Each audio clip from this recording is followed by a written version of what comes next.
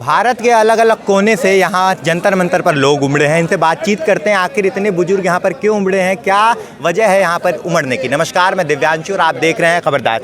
तो सर, यहाँ पर आए हुए हैं आप, क्या समस्या है, किस चीज़ों पर बात कर रहे हैं आप?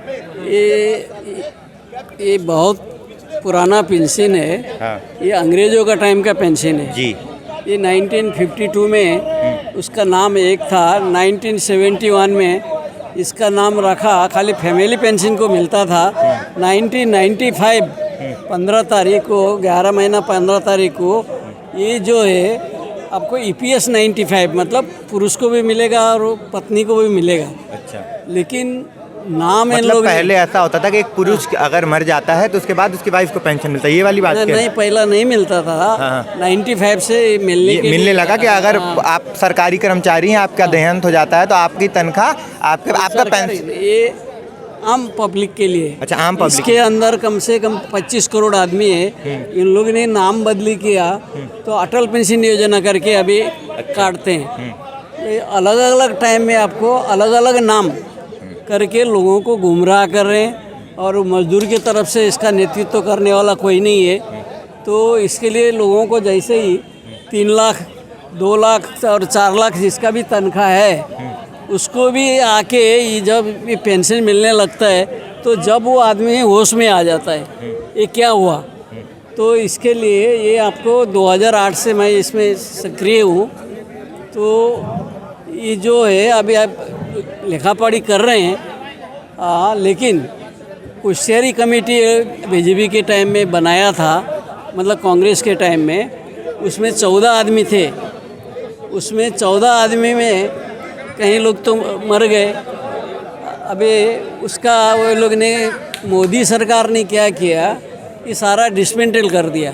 जितने भी थे ये लोगों ने ही आंदोलन करा के जो एक फॉर्मेलिटी पूरा करके ये कहीं ना कहीं ये जो समस्या है आपके हिसाब से BJP के सरकार के द्वारा हुआ है? हाँ, उनने कमेटा बनाया तो कांग्रेस सरकार को गिराने के लिए। ये लोग ने एक षड्यंत्र रचा।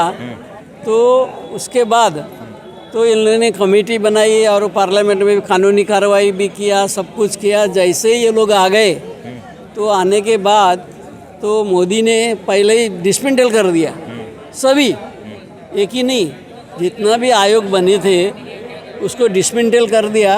अभी उसके बाद में और 2 कमेटी बनी है। तो बोलने का कारण ये है कि अभी राजनीति के अंदर झूठ में झूठ, झूठ में झूठ, झूठ में झूठ, वो तो आप भी देखते हैं क्या हो रहा है देश के अंदर। तो क्या लगता है आज तमाम बुजुर्ग यहाँ उमड़े हैं, जो आपकी मांगे हैं पूरी होंगी, सरकार उस पर कुछ जो बदलाव है करेगी? जैसे अभी तक आपको पता ही है, कोर्ट के अंदर हमेशा उलझा के रखते हैं। जैसा आप 2 है तो 2 के अंदर आपको कुछ आपके फेवर में देंगे, कोई उनके फेवर में देंगे, लड़ाते रहेंगे। इसके लिए कभी भी ज़िंदगी में कोर्ट में जाना ही नहीं। चलिए, और लोगों से बातचीत करेंगे। तमाम लोग यहाँ पर उमड़े हैं, देख सकते हैं। सर से भी बातचीत करेंगे। क्या कह रहे हैं सर? मेरा नाम मदन भाई। मैं हरिश्चंद्र नंदनवार हूँ, रामटेक शाखा, डिस्ट्रिक्ट नागपुर, महाराष्ट्र से। 2015 से ये निवृत्त कर्मचारी 1950 समय से ही राष्ट्रीय संगठन में कार्य कर रहा हूँ। मैं एक रिटायर माइनिंग इंजीनियर है। मुझे पेंशन 2000 सिर्फ मिल रही है। सरकार ने 1971 में फैमिली पेंशन जो लाई थी उसको बंद करके एम्प्लॉयज़ पेंशन की स्कीम 1995 में इंट्रोड्यूस की। उसमें 500 से 2200 रुपये तक रेंज था।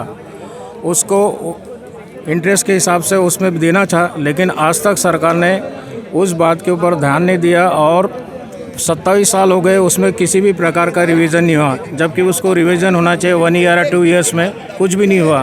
कारण क्या है, क्यों नहीं रिवीजन हो रहा है? सरकार देख नहीं रही है? आपने पहले सरकार से कहा नहीं कि ये समस्या? नहीं, सब लिखा हुआ है लेकिन सरकार टाल दे गई है। क्योंकि इसके पहले जो लोगों को बहुत कम पेंशन मिलती थी तो यूपी सरकार ने 1000 रुपये किया, वही 6 महीने के बाद सरकार ने लागू किया। उसके बाद अभी भी 15 अगस्त को नरेंद्र मोदी जी ने 1000 रुपये बढ़ाएंगे करके बोला है। वो पुराने फार्मूला बोल रहा है, अभी उन्होंने कुछ किसी तरह से नहीं बढ़ाए। आज देश के अंदर 11 लाख से ऐसे लोग हैं जिनको 1000 रुपये भी नसीब नहीं हो रहे हैं, अच्छे अच्छे ऑफिसर, क्योंकि इस स्कीम में लेबर से लेकर ऑफिसर एक ही पैसा कटता था स्टैट्यूटरी सैलरी के ऊपर, जबकि वो टोटल सैलरी के ऊपर पैसा कटता। तो आज रिटायरमेंट होने के बाद लोगों को 15,000, 20,000, 25,000 सैलरी मिलती तो आज उनका जीवन अच्छा होता। इतनी कम पेंशन मिल रही कि हमको बताने में या लोगों को बताने में हमको शर्म लगती है और वो सोचते हैं कि आप गलत हैं। तो इतने कम पेंशन में जीना मुश्किल है। दूसरी बात है 33 रुपये 50 पैसा जो मिलता है आज के एवरेज में, उसमें तो कुछ भी ना पति पत्नी का। और ये पेंशन अगर नहीं बढ़ेंगी, आप पेंशन नहीं बढ़ाएंगे तो अपने बाल बच्चे जो है आज के समय में बाल बच्चे की इतनी लायबिलिटी बढ़ गई कि वो माँ बाप की तरफ ध्यान नहीं देंगे। 2000 पेंशन है, बोलेंगे रहने दो, जीना है तो जीव, नहीं तो मरना है तो मरो। सरकार ने इसके तरफ ध्यान देना जरूर है, क्योंकि 2008 से ये महाराष्ट्र के लोगों ने प्रकाश इंडे, पुंडलिक पांडे और ये अपने भीमराव और प्रकाश पाठक, ये कंक्रीट पिलर है। इन्होंने 2008 से लेकर अभी तक शंकर किया, तहसील level, district level, state level सभी निबंधन दिए, लेकिन सरकार ने कुछ जवाब नहीं आई। सरकार बोलते विचाराधीन है, लेकिन कोई ना आदेश पाला ना कुछ है। यहाँ तक कि कोर्ट के डिसीजन आने के बाद में भी सरकार, हाई कोर्ट के बहुत सारे डिसीजन 500 से ऊपर डिसीजन फेवर में होने के बावजूद में सुप्रीम कोर्ट के जब फाइनल होंगे हम देंगे। आज सुप्रीम कोर्ट के डिसीजन फाइनल होने के बाद में भी अभी तक किसी प्रकार का आदेश या कोई आदेश नहीं दिया गया। तो बड़ी दुख भरी बात है। और जिस सरकार के ऊपर जिन लोगों ने आश्वासन दिया था कि हम हमको चुन के देंगे, हम 90 दिन के अंदर आपकी पेंशन बढ़ा देंगे, 3000 प्लस डीए, मतलब आज के हिसाब से 9000 पर डीए होती है। अगर ये पेंशन मिलती है तो जो गरीब पेंशन है, जिनको आज रिवीजन नहीं होना चाहिए था, अगर ये पेंशन मिलेंगी तो कम से कम बचा हुआ ज़िंदगी वो अच्छे से जी सकेंगे।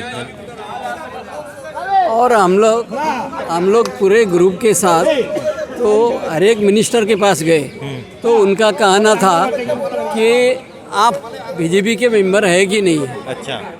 तो इसके लिए ये लोग ये देखते हैं कि ये जो पुराने लोग हैं ये कांग्रेस से है और वो अन्य संगठन के लोग हैं। अगर आप दूसरे पार्टी से हैं बीजेपी के अलावा तो आपकी कार्रवाई नहीं सुनी जाएगी।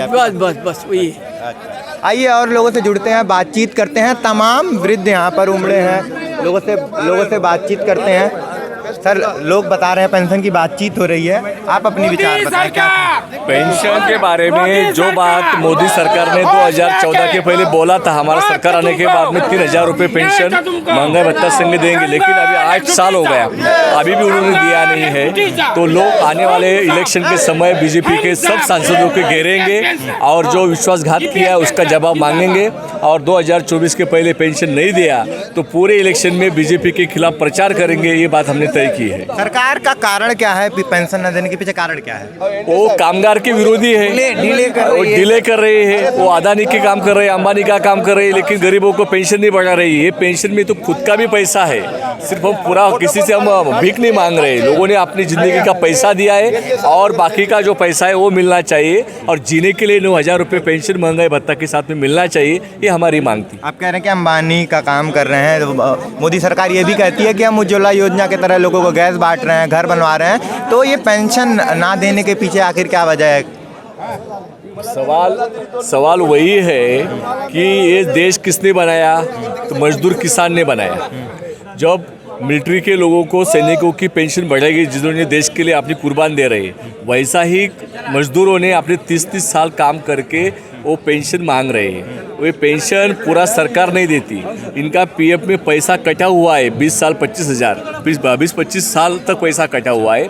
उसमें हम मांग रहे हैं कि जीना इतना हमको पेंशन मिलना चाहिए। 70 लाख पूरे देश में पूरे पेंशनर है, तो जीने के लिए आमदार और खासदार को 5 साल काम कर चुन के आने के बाद उनको 50,000 रुपये पेंशन मिलती है, और जो मजदूर 35 साल काम करता है उसको 1000-2000 रुपये पेंशन मिल रही। तो ये गलत बात है। जीने के सम्मान के लिए 9000 रुपये पेंशन महंगाई के साथ मिलना चाहिए, और पूरा मुफ्त सुविधा आरोग्य का मिलना चाहिए। जी, और लोगों से बातचीत करेंगे। बताइए सर, आए हुए हैं आप, पेंशन की बात हो रही है, लोग अपने विचार रख रहे हैं। लोग सर बता रहे हैं कि बीजेपी सरकार 12 साल से हम हर साल आके इधर हमारी मांग धरना धरते हैं, हमारी मांगे बोलते हैं, बीजेपी सरकार ने हमको बोला था कि हम जब सत्ते पे आएंगे तब 100 दिन में 3,500 रुपये और महंगाई तुमको लगा देंगे। आज 10 साल हो गए तो भी अभी तक लगा दे रही है।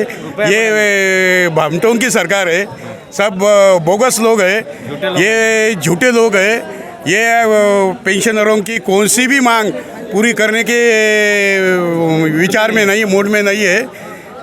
12 साल हो गया, कोई आश्वासन मिला सरकार की तरफ से? कोई आश्वासन, खाली हम देते हैं, देंगे तुमको, हम ही देंगे, इतना ही बोलते हैं, लेकिन देते नहीं, कुछ करते नहीं। ये जो सरकार है, ये सरकार झूठों की सरकार है, गरीब लोगों की सरकार नहीं है। अडानी अंबानी जैसे आदमियों को, बड़े आदमी को 72,000 कोटी रुपए माफ़ कर देते हैं, लेकिन गरीबों को पैसा देते नहीं। लेकिन सरकार दावा करती है कि हम गरीबों के लिए मकान बनवा रहे हैं, सड़कें बनवा रहे हैं। सरकार ने अभी तक कुछ भी नहीं किया है।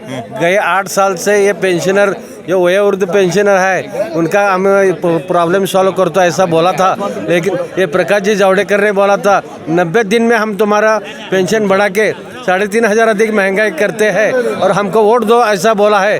हमने सब उनको वोट डाल दिया है, लेकिन अब 8-9 बरस हो गए, 1 रुपये भी उसमें बढ़ाया नहीं है। और ये सरकार झूठ बोलती है। और ये गवर्नमेंट सर्वेंट है, ये राज्य सरकारी कर्मचारी है, उनको 4-4 टक्का, जिनको 50,000, 60,000, 80,000 पेंशन है, उनको 4-4, 5-5 हज़ार रुपये बढ़ा के देते हैं। और हमने सिर्फ कितना मांगा है? 3,500 मांगे, 7,500 मंगाया है, हमारी मांग है, लेकिन उसमें 1 रुपये भी बढ़ा नहीं है।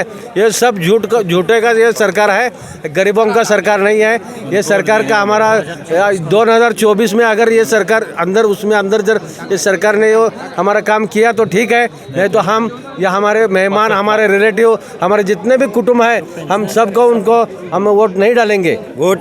2024 के चुनाव में अगर आपकी समस्या का समाधान नहीं निकलेगा, आपने बताया प्रकाश जावड़ेकर ने, आप बता रहे थे प्रकाश जावड़ेकर ने भी वादा किया था आप वोट दीजिए, हम आपकी समस्याएं दूर करेंगे पेंशन वाली। अभी तक वो हमको मिले भी नहीं है। और हम उनको पुणे में उनको हमारा निवेदन देने को गया था, 2 किलोमीटर पीछे हमको पुलिस फौज लेके हमको हटा दिया है।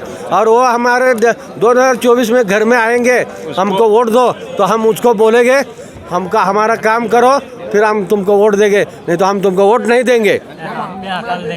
ये थी तमाम लोगों से बातचीत। पेंशन की बात हो रही है, जहां प्रकाश जावड़ेकर जैसे बड़े नेता वादा करते हैं, ये आरोप लगा रहे हैं, बीजेपी दावा करती है पिछले 12 साल से कि हमें वोट दीजिए, समस्याएं दूर होंगी, पेंशन की सुविधाएं सही हो जाएंगी। लेकिन ये बुजुर्ग जो भारत के अलग अलग कोने से, चेन्नई, बेंगलोर, पुणे, भारत के अलग अलग कोने से आए हुए हैं, इनकी यही मांग है कि चुनावी जुमले सिर्फ चुनाव तक ही सीमित रहते हैं, वोट लेने के बाद इनकी समस्या कहीं सुनी नहीं जाती है। तो इसी कड़ी में जो आपकी राय में कमेंट बॉक्स में ज़रूर बताएं। कैमरामैन शुभम के साथ मैं दिव्यांशु, खबरदार।